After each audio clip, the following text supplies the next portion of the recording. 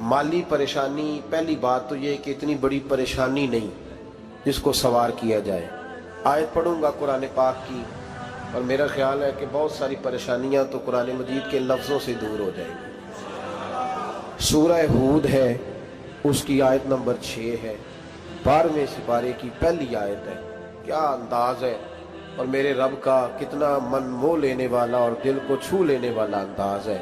रब करीम ने फरमाया वमा मिन दाब्बतिन फिल अर्द, फरमाया नहीं ज़मीन पर कोई भी ऐसा चलने वाला, ज़मीन पर कोई ऐसा नहीं जो चलता हो, इल्ला अलल्लाहि रिज़्कुहा, जिसका रिज़्क अल्लाह ने अपने ज़िम्मे न लिया हो।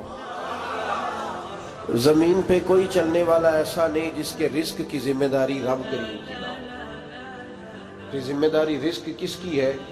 बोल के बताएं, बोल के किसकी जिम्मेदारी है जी? अल्लाह। देखिए गौर फरमाएं, यहाँ मुफस्सिरीन ने एक बात लिखी है इस आयत के तहत कि फरमाया जो ज़मीन पे चलने वाला है उसका रिज़्क अल्लाह के ज़िम्मे। फरमाते हैं कि ये अल्लाह ने हमारी अकल के मुताबिक हमसे बात की है, वरना आसमानों में जितनी मखलूक है रिज़्क उसका भी अल्लाह के ज़िम्मे ही है। यहाँ जो फिल अर्द के लफ्ज़ है ज़मीन पे, वो हमें समझाने के लिए कि तुमने तो सिर्फ ये दुनिया देखी है ना, तो जिसको तुमने देखा है वो सब खाते अल्लाह का दिया हुआ ही है। तो जो हमने देखा था रब करीम ने उसके मुताबिक हमें समझा दिया। फरमाया कुछ तो तुमने देखे ही नहीं, चलो उनकी तुमसे बात नहीं करते, पर जो तुमने देखे हैं उन सब का रिज़्क किसके ज़िम्मे है? अल्लाह के। मेरे रसूल करीम सैयद आलम सल्लल्लाहु ताला अलैहि वसल्लम कुरान मजीद की जब तर्जुमानी करते, वजाहत करते, तो महबूब पाक सल्लल्लाहु अलैहि वसल्लम भी कोई इश्काल रहने नहीं देते थे, कोई इश्काल नहीं रहने देते थे। मेरे महबूब करीम अलैहिस्सलातु सलाम ने फरमाया अल्लाह पे भरोसा रख के सवेरे निकल जाना रिज़्क की तलाश में। किस पे भरोसा रखना है? निकलना तुम्हारे जिम्मे है। ये ना कहना कि घर बैठूंगा तो यही आएगा, निकलना तुम्हारी जिम्मेदारी है। जितनी जिम्मेदारी है वो पूरी करना। अल्लाह पे भरोसा करके निकल जाना तुम्हारी जिम्मेदारी है। रब का जिम्मा है तुम्हें रिज़्क देना, वो जरूर तुम्हें रिज़्क पहुंचाएगा। या रसूल अल्लाह सल्लल्लाहु अलैहि वसल्लम किस तरह पहुंचेगा? तो जरा हुजूर के लफ्जों का हुस्न भी देखिए। नबी पाक सल्लल्लाहु अलैहि वसल्लम ने फरमाया जिस तरह मौत तुम्हें ढूंढ लेती है ना कि तुम कहाँ मौजूद हो, जब वक्त आता है तो इंसान पाकिस्तान में हो तब भी आ जाता है, जद्दा में हो तब भी आ जाता है, मक्का में हो या मदीना तैयबा में वक्त फिर भी आ जाता है। फरमाया जिस तरह मौत तुम जहां भी हो तुम तक पहुंच जाती है ना, इस तरह तुम्हारा रिज़्क भी तुम जहां मौजूद होते हो अल्लाह वहां पहुंचा देता है, पहुंचा देता है। तो या रसूल अल्लाह सल्लल्लाहु अलैहि वसल्लम किस अंदाज में? तो फरमाया निकल जाना तुम्हारी जिम्मेदारी है। फरमाया सवेरे परिंदे भी निकल जाते हैं और शाम को जब लौटते हैं तो अल्लाह उन्हें पेट भर के रोजी अता फरमाता है। हालांकि उनको नहीं पता होता हमारा कारखाना कहाँ है, हमने कहाँ जाके मजदूरी करनी है। उनको नहीं पता होता कि हमारा दफ्तर कहाँ है, हमने किस ऑफिस में बैठना है। उनको नहीं पता होता कि हमने कहाँ जाके माल खरीदना है और कहाँ से हमने फिर उसको दोबारा बेचना है। उन्हें खबर नहीं होती। अल्लाह पे भरोसा करके निकल जाते हैं। निकलना तो तेरे जिम्मे है कि नहीं? फरमाया वो तू ड्यूटी कर, शाम को अल्लाह जो रब परिंदों को रोजी देता है वो तुझे भी अता फरमाएगा। मैं कहता हूँ सोच कितनी कमजोर है उस आदमी की जो कहता है कैसे मिलेगा। कितनी कमजोर सोच है। जो रब बैल को रोजी देता है, बकरी को रोजी देता है, इस जमीन इस धरती पे अगर बसने वाला ऊंट भूखा नहीं सोता, चले ये तो पालतू जानवर होते हैं, इस धरती पर बसने वाली अगर बिल्ली और कुत्ता रोटी खा के सोते हैं तो तू तो अशरफुल मखलूकात है। तूने अपने ज़हन में क्या टेंशन पाल लिया कि नहीं आएगा तो मर जाऊंगा, क्या बनेगा, किस तरह होगा? तू क्यों इतना परेशान हो गया? भाई माली परेशानी सबसे ज्यादा उस बंदे ने ओढ़ ली है जिसकी तवक्कुल की बात कमजोर हो गई है। तू सीधी तवज्जो अपने रब करीम की जानिब रख, सीधी तवज्जो अल्लाह की जानिब कर। रब फरमाता है जिम्मा तेरा नहीं, जिम्मा मेरा। लेकिन तनख्वाह एक आती है घर में।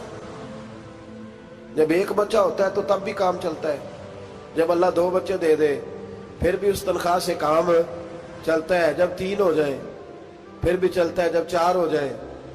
नहीं आप ना भी बोले तो बात तो सही है, बहरहाल काम फिर भी چلے اسی تنخواہ میں سے جب بندہ بڑے بیٹے کی شادی کر کے بہو بیاہ کے لے آئے تو پھر بھی کام چلتا ہے، اور جب اس بیٹے کو اللہ بچے عطا کر دے تو اسی گھر میں، اسی آنگن میں، اسی چھت کے نیچے کام چلتا ہے۔ تو پھر تو مان جانا کہ چلانے والا تو نہیں، چلانے والا کوئی اور ہے۔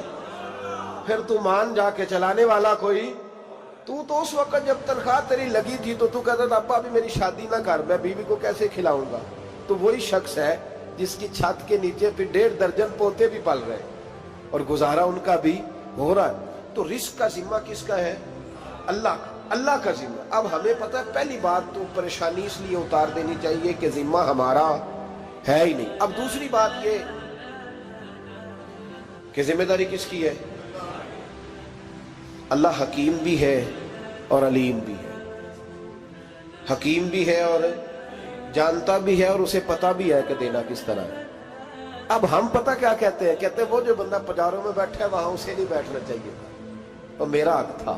تجھے زیادہ پتہ ہے کہ اللہ کو؟ بول کے بتانا کس کو پتہ زیادہ ہے؟ کیوں جی؟ تو آپ اصل ٹینشن پتہ کب لگتی ہے؟ جب بندے کہتے ہیں نہیں وہ پجاروں میری تھی، میرا حق تھا۔ وہ جب گزرتی ہے نا پاس سے مہران کے تو مہران والا ٹینشن بڑی لیتا ہے، حالانکہ اللہ کو زیادہ پتہ ہے کہ وہ حق۔ ایک بات اپنے ذہن میں یاد رکھ لیں، رٹ لیں کہ جو میرے لیے بہتر تھا میرے رب نے مجھے دے دیا، اور بات ختم ہو گئی۔ بس وصل اچھا ہے نہ فراق اچھا ہے، یار جس حال میں رکھے وہی حال اچھا ہے۔ بس جو میرے حق میں بہتر تھا میرے رب نے مجھے، مسئلہ یہ ہے کہ تو اس پہ راضی ہونے کو تیار نہیں۔ حضرت علی کرم اللہ تعالیٰ وجہ الکریم نے میرے نبی پاک کی ایک حدیث بیان کی ہے، اور جناب علی جب یہ حدیث بیان کیا کرتے تھے تو حضرت مجاہد فرماتے ہیں یوں لگتا تھا کہ جیسے حضرت علی ہمیں ہر پریشانی سے نکال رہے ہیں۔ مولا علی شیر خدا رضی اللہ تعالیٰ عنہ فرماتے ہیں کہ مجھے میرے نبی پاک صلی اللہ علیہ وسلم نے ایک طریقہ دیا تھا ٹینشن فری ہونے کا۔ آپ فرماتے ہیں مجھے تو بڑا راس آیا ہے، تم بھی اگر کر لو گے تو تمہیں بھی فائدہ دے گا۔ کہا وہ کیا؟ حضرت علی کہنے لگے محبوب علیہ السلام نے فرمایا تھا لوگوں تم اللہ کے دیے ہوئے تھوڑے رزق پہ راضی ہو جاؤ، وہ تمہاری تھوڑی عبادت سے تم سے راضی ہو جایا کرو گا۔ بس تم 2 نفل بھی پڑھو گے تو اللہ راضی ہو جائے گا، تم 1 رکوع بھی سویرے اٹھ کے پڑھو گے تو وہ راضی ہو جائے گا، وہ تمہارے 313 درود شریف سے راضی ہو جائے گا، تم اس کے دیے ہوئے تھوڑے رزق سے راضی ہو جاؤ۔ ٹینشن اس لیے ہوتی ہے کہ ہم راضی نہیں جو اس نے ہمیں دیا ہے۔ وہ حل میں مزید کی جو دوڑ ہے نا، حل میں مزید کی، بے قدرہ کچھ قدر نہ جاتی، کیتی خوب تسلی ہو، دنیا دار پجاری زردے، کتیاں دے گل ٹلی ہو، بک بک روشن اکھیاں تکیو ویک حویلی کلی ہو، تے کوچ نصیر اساں جد کیتی پہ جانی تھر تھلی ہو۔ تو یاد رکھیں یہ جو ہے نا مصیبت کے مال آ کیوں نہیں رہا، وہ سامنے والا پلاٹ میرے گھر کے سامنے ہے گھر کے سامنے، پر رجسٹری میرے نام کیوں نہیں؟ یہ مصیبت سانس نہیں لینے دیتی۔ موٹر سائیکل کھڑی کرتا ہے نا جب آ کے دکان سے روٹی کھانے آتا ہے، دفتر سے گھر آتا ہے، کاروبار سے آتا ہے، تو جہاں موٹر سائیکل کھڑی کرتا ہے وہ ٹینشن بڑی ہے کہ کبھی میری ہو جائے نا یہ والی جگہ تو میں یہاں بھی بورڈ لگاؤں اپنے نام۔ اس نے مالی پریشانی پیدا کی۔ تو جس حال میں ہے، کیونکہ تو نے اپنا یہ حال خود نہیں بنایا، جس نے بنایا ہے وہ بڑا بہتر جانتا تھا کہ تو اسی حال میں اسے اچھا لگتا ہے۔ تو اسے اسی حال میں، ایک بزرگ تھے تو ان کی طبیعت بڑی علیل ہو گئی، بیمار ہو گئے، تو اللہ نے آزمائش دی تو کیڑے پڑ گئے وجود میں۔ ایک کیڑا یہاں سے کھا رہا تھا، اللہ والے بڑے راضی رہتے ہیں اس کی رضا پہ، تو کیڑا یہاں کھا رہا تھا تو نیچے گر گیا، تو بابا جی نے اٹھا کے پھر وہاں رکھ لیا، کہنے لگے جب اس نے تیری ڈیوٹی مجھے کھانے کی لگائی ہے تو میں اس بات پہ راضی ہوں، تو نیچے کیوں گرتا ہے؟ بٹ ٹھیک ہے کھا، جب اس نے تجھے ڈیوٹی جو تیری لگائی۔ سالبہ بن عبد الرحمن ایک صحابی تھے، سالبہ غالباً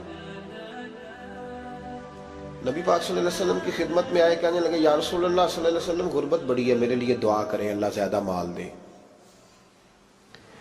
تو محبوب صلی اللہ علیہ وسلم نے فرمایا تو جس حال میں اچھا ہے وہ تیرے لیے بہتر ہے، جس میں تو ہے وہی حال تیرے لیے مشکل ہے نا یہ جواب سننا۔ کہتے پیر صاحب فلاں جگہ سے تویز آیا، وہاں تو وارے نے آرے ہو گئے، تو آپ کے ہاں؟ تو میں کہتا ہوں یہ تویز دینے والا اگر تویز دے کے امیر بناتا ہے تو پہلے خود کیوں نہیں بنتا؟ یہ خود تو 150 کا تویز بیچ رہا ہے، اپنی بیچارے کی حالت یہ ہے. اگر اتنا ہی تویز اس کا چلتا ہوتا تو پہلے 5 پجاروں اس کے دروازے پہ کھڑی ہوتی. عجیب چکر ہے اور عجیب جگہ لوگ الجھ گئے، سمجھتے ہی نہیں بات کو. یا رسول اللہ صلی اللہ علیہ وسلم دعا کر دے تو محبوب نے کیا فرمایا؟ فرمایا تو جس حال میں ہے نا وہ حال تیرے لیے بہتر ہے، اسی میں رہ. کہ نہیں حضور دعا کرے. فرمایا سال بعد تو باز آ جا. حضور دعا کرے. فرمایا تو باز آ جا. 2-3 دفعہ کا ضد کی. محبوب نے فرمایا جا پھر اللہ تجھے زیادہ پیسے دے گا.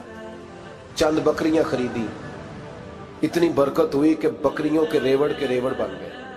پھر کچھ بکریاں بیچ کے گائے خرید لی، ان کے بھی ریوڑ ہو. پھر کچھ اونٹنیاں لے لی، ریوڑ ہی ریوڑ. پہلے 5 وقت مسجد میں آتے تھے، اب فجر اور عشاء رہ گئی. پھر مال زیادہ ہوا تو مدینے شہر میں کوئی جگہ ہی نہیں، مدینے سے باہر حویلی خریدی. پھر جمعہ ہی رہ گیا. جمعے کے جمعے آتے. زکوٰۃ کا حکم آیا. میرے نبی کریم علیہ السلام نے حضرت ابو ہریرہ کو بھیجا. فرمایا جا اسے کہہ تیری زکوٰۃ بنتی ہے 2.5%. 10 کروڑ روپیہ ہو تو کتنی زکوٰۃ بنتی؟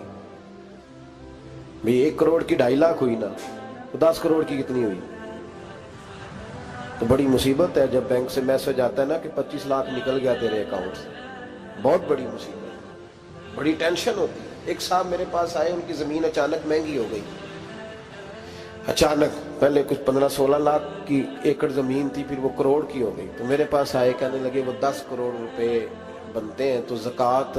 تو میں نے کہا آپ نے کیا کیا؟ زری زمین پہ عشر آتا ہے، اس پہ زکوٰۃ نہیں آتی، تو آپ نے کیا کیا؟ کہنے لگے وہ کچھ سوسائٹی کے رول کے مطابق میں نے فائلیں وغیرہ لے لی ہیں، اب میں نا کبھی موقع آئے گا تو ان کو بیچوں گا. تو میں نے کہا اب تو آپ کا یہ مال ہو گیا بزنس کا، تو اب تو اس پہ زکوٰۃ آئے گی. 10 کروڑ پہ جب 25 لاکھ سنا تو کہنے لگے فوراً دینی پڑتی ہے کہ تھوڑی تھوڑی سے بھی کام چل جاتا ہے. تو میں ان کا چہرہ دیکھنے لگا. میں نے کہا نہیں وہ تو آپ کو پتہ ہے. ویسے حضرت عمر فرمایا کرتے تھے بانٹ کے نہ دو، کوشش کرو کسی ایک کو ہی دو، چلو کسی کا تو کچھ بن جائے. تو ایک کو ہی دینی چاہیے. کہنے لگے تو مطلب یہ ایسا ہی حکم ہے؟ میں نے کہا آپ کسی اور سے تحقیق کر لیں. اب یہ بھائی لیتے وقت نہیں تجھے ٹینشن ہوئی کہ 15 لاکھ کا کروڑ ہو گیا، تو اس وقت نہیں تو نے کہا کہ یا اللہ تو یہ کیسی سوچ ہے مسلمان؟ کس طرح کا اس کا؟ ہمارے ہاں جب کسی آدمی پہ حالات خراب ہوتے ہیں نا تو سب سے پہلے وہ اس طرح کرتا ہے کہ جو میں کہیں اللہ کے رستے میں دیتا ہوں پہلے اسے بند کرو. جس رستے تجھے آ رہا تھا پہلے تو نے وہ رستہ بلاک کیا. حضرت اسماء بنت ابی بکر صدیق کہتی ہیں میں حضور کو مسجد کے لیے، ادارے کے لیے، صحابہ صفا کے لیے کچھ دے رہی تھی، تو میں نے گننا شروع کیا تو حضور مسکرانے لگے. حضور مسکراتے کیوں ہیں؟ تو فرمانے لگی، محبوب فرمانے لگے اسماء اللہ کے رستے میں گن گن کے نہ دیا کر، ورنہ وہ بھی تجھے گن گن کے دے گا. تو اس کے رستے میں بے حساب دے، وہ بھی تجھے بے حساب ہی عطا فرمائے. لیکن پہلے یہ والا پہلے دروازہ بند کرو، یہاں سے پیسے ختم ہو رہے ہیں. تو اس طرح کرنا بھائی. اس دفعہ سور ذرا گرمیوں والے نہ خرید، لیکن جو تو اللہ کے رستے میں دے رہا ہے اسے دیتا رہے. لیکن ہم اپنا نقصان کرتے ہیں، زیادتی کرتے ہیں اپنے ساتھ. میں نے آپ کو پہلے بھی بتایا تھا پیار کی بولی ہے، پھر بولتا ہوں. ایک بڑے بڑے پیار والے دوست ہیں، ایک دفعہ مجھے کہنے لگے کہ آپ کئی دفعہ اعلان کرتے ہیں تو مجھے اچھا نہیں لگتا، اور آپ ادارہ بھی بہت زیادہ بننے والا ہے، بڑی چیزیں میں دیکھتا ہوں جو ہوں تو بڑا نظام اچھا ہو جائے.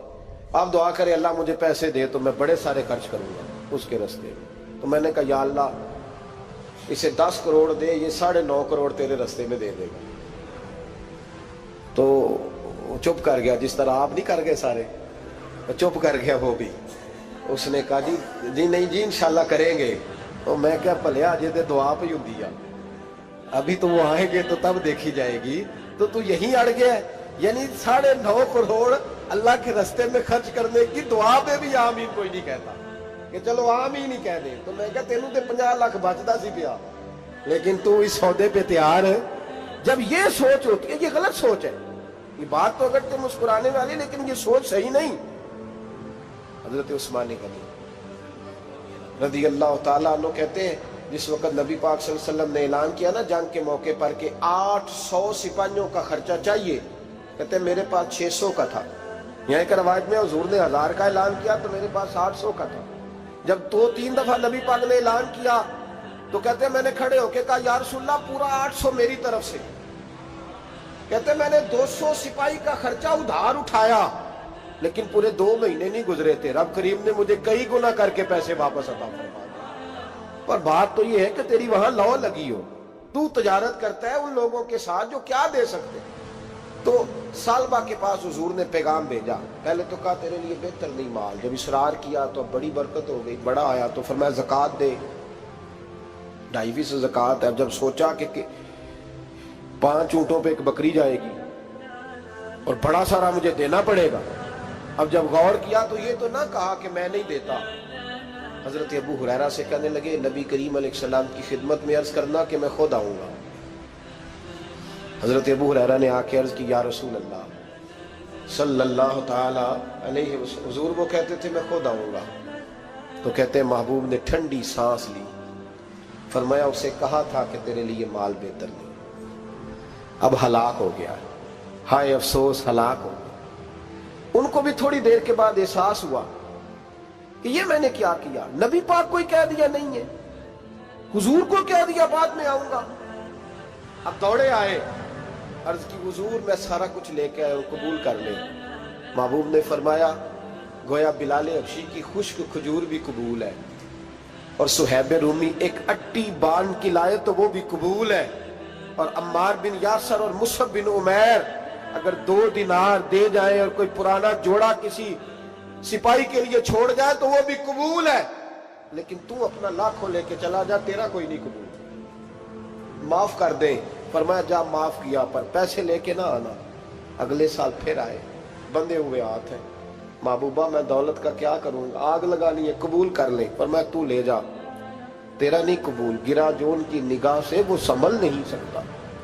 حضور نے وصال ظاہری کیا تو جناب صدیق اکبر کے پاس آئے، لاکھوں کا مال، ابو بکر قبول کر لو، تو جناب صدیق اکبر کہنے لگے اس کا کر لو جس کا نبی نے نہیں کیا، چل جا، کوئی نہیں چاہیے۔ حضرت عمر کے زمانے میں قحط پڑ گیا، بارشیں نہیں ہوتی، غلہ نہیں ملتا، حالات خراب ہے، مالی طور پہ بحران آ گیا، غربتیں، مجبوریاں، تکلیفیں، آ کے روئے، عمر میرا قبول کر لو، مجھے معافی تو مل گئی تھی نا۔ فرمایا معافی اپنی جگہ پہ، پر جس کا مصطفیٰ نے قبول نہیں کیا۔ بہت سارے لوگوں کو پتہ ہی نہیں کہ ان کا قبول ہی نہیں ہوا، اور وہ الجھے ہوئے، انہیں خبر ہی نہیں کہ اصل بات کیا ہے۔ فرمایا جس کا مصطفیٰ کریم نے قبول نہیں کیا، اب ہیرے اور جواہرات بھی لے کے آئے تو بھوکے مریں گے، پر اس کا قبول، اس بات پہ راضی رہو اس حال میں اللہ نے رکھا ہوا، اس حال میں راضی رہو۔ جو مصیبت ہے نا دیکھنی کہ وہ بھی میرے پاس، تمہیں کیا پتا، کبھی پوچھ تو صحیح اس سے وہ کس مصیبت کا شکار ہے، جو مالی طور پہ بڑا امیر ہے، تو اس کی طرف دیکھ کے اپنا دل برا کرتا ہے۔ بس جس حال میں رب نے رکھا ہے اس حال میں رہ۔ حضرت عثمان غنی کے زمانے میں تو وہ وصال کر گئے، لیکن بھائی تو جس حال میں تیرا رب تجھے رکھتا ہے اس حال میں رہ، تیری مالی پریشانیاں ختم ہو جائیں گی۔ میں نے پہلے بھی شاید آپ کو ایک دفعہ کہا تھا، میں تعلیم سے فارغ ہوا تو میرے ایک استاد اور میرے کچھ دوست کہنے لگے افریقہ آ جائیں آپ، وہاں بہت بڑا ادارہ ہے، اس کو چلائیں، اس کو سنبھالیں۔ میری والدہ سے میں نے کہا، اس طبیعت ہوتی ہے نا انسان کی، میرا بھی دل لگ گیا۔ میری اماں پڑھی نہیں تھی لیکن اللہ نے دانائی بڑی عطا فرمائی تھی، حکمت بڑی تھی، سیانی بڑی تھی۔ تو میں نے کہا اماں جی وہ مجھے ساؤتھ افریقہ کی دعوت ہو رہی ہے تو آپ کیا کہتی ہیں؟ تو اٹھ کے میرے پاس آ گئی اور مجھے انہوں نے اپنے بازوؤں میں لے لیا، پھر میرا ماتھا چوما، کہنے لگی پتر میں تے وال بھی نہ پوٹ کے دیوا کسی نے، ہم نے دولت کا کیا کرنا، تو اللہ کا نام لے کے کہیں بیٹھ جا، رب کریم رون کے لگا دے گا، خیر ہو جائے۔ تو میرے بھائی یاد رکھیں ان چیزوں سے تھوڑا سا دیکھیں نا، قناعت کریں، جو اللہ نے دیا اس پہ راضی ہو جائے، اللہ بڑا مہربان ہے، وہ آسانیاں کر دیا کرتا ہے۔ تو یاد رکھیں میرے رسول کریم علیہ السلام نے ایک تو ہمیں درس یہ دیا ہے کہ تو سمجھ جا، قرآن نے ہمیں بتایا ہے کہ روزی تیری ذمہ داری نہیں، روزی کس کی ذمہ داری ہے؟ اللہ کی۔ اور دوسری بات یہ کہ جو اللہ نے تمہیں دیا ہے اس پہ تو راضی ہو جا، تیری مالی پریشانیاں ختم ہو جائیں۔ اور پھر حضور صلی اللہ علیہ وسلم نے فرمایا مذہبی طور پر جب دیکھو تو آگے دیکھو، اور دنیاوی طور پر جب دیکھو تو پیچھے دیکھو، پریشانی ختم ہوگی۔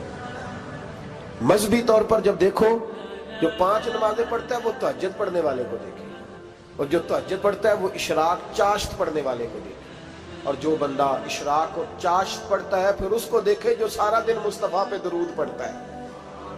ऊपर ऊपर देखे कि मैंने और नेक होना है और नेक, और जब माली मामला है तो फिर नीचे देख। अगर तू बैठा ना पजारों पे तो फिर टूडी वाले पे नजर कर, उसका क्या हाल है। और अगर तू वहां बैठा है तो देख, मेहरान वाला भी तो गाड़ी चला ही रहा है ना। और अगर तू वहां है तो मोटरसाइकिल वाला देख, और तू वहां है तो फिर साइकिल वाले पे नजर, और अगर तू साइकिल वाला है तो पैदल वाले को देख, अगर तू किराए के मकान में रहता है तो फिर झोंपड़ी वाले को देख, और अगर तू झोंपड़ी में रहता है तो फिर भी परेशान ना होना। कुछ ऐसे भी हैं जिन्हें झोंपड़ी भी नसीब नहीं, जो सड़क पर लेटे हुए। और अगर तू तंदुरुस्त है ना तो कभी जाके अस्पताल में देख हाल क्या है, लोग किस हाल में। तो हम शुक्र नहीं अदा करते, उसका नुकसान क्या होता है, नेमतें चली जाती हैं। अल्लाह फरमाते लाइन शकर तुम लाज़ीदन्नकुम, तो शुक्र अदा कर, मैं नेमतों में इजाफा कर दूंगा। तो भाई माली परेशानी का तीसरा सबब यह है कि हम देखते हैं माली तौर पर ऊपर, तो फिर हमें तबीयत बिगड़ती है। और फिर माली परेशानियों के कुछ और असबाब भी हैं। इमाम शाफी फरमाते हैं जिन घरों में लोग फजर की नमाज के वक्त सोए होते हैं उन घरों में रिस्क नहीं आता। आप फरमाते हैं फजर का वक्त अल्लाह के देने का वक्त है, उस वक्त अल्लाह बांटता है। हुजूर सल्लल्लाहु अलैहि वसल्लम का फरमान है ना हदीस में कि तहज्जुद के वक्त अल्लाह पहले आसमान पे नुज़ूल जलाल फरमाता है जो उसकी शान के लायक है तहज्जुद के वक्त, और वो कहता है मांगो मैं तुम्हें अता करूंगा। लेने की बारी आए तो बंदा समेट समाट के अंदर घुस जाए। हमारे यहाँ ये होता है कि इशा के बाद बच्चे बैठते हैं मोबाइल लेके, तहज्जुद का वक्त आता है तो उनकी आंखें बंद होनी शुरू होती, तो लेने के वक्त तो तू सोया था, तेरा मसला कैसे हल होगा भाई। जब कोई आदमी खैरात बांट रहा हो तो जो प्याला पीछे कर ले उसे मिलेगा। कहते उस वक्त आना जब मैं बांट रहा था, अब तो किधर आ गया है। मिसाल दे रहा हूं, तो फजर का वक्त मांगने का है, तो सारी रात तो गुजर गई गेमें खेलते, टीवी देखते, और जो लेने का वक्त था तू सो गया, तो कैसे आएगा तेरे पास। तो उठे सवेरे, बंदों से मांग के देख लिया, बड़ी इज्जतें खराब हुई। फजर का वक्त उठ के झोली फैलाए।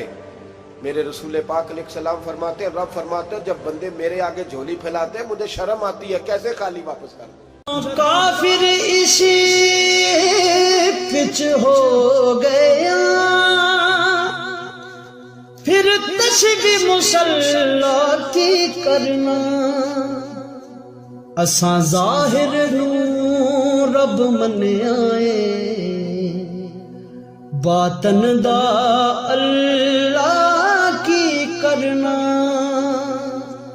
असां ज़ाहिर नूं रब मन्याए, बातन दा अल्लाह की करना।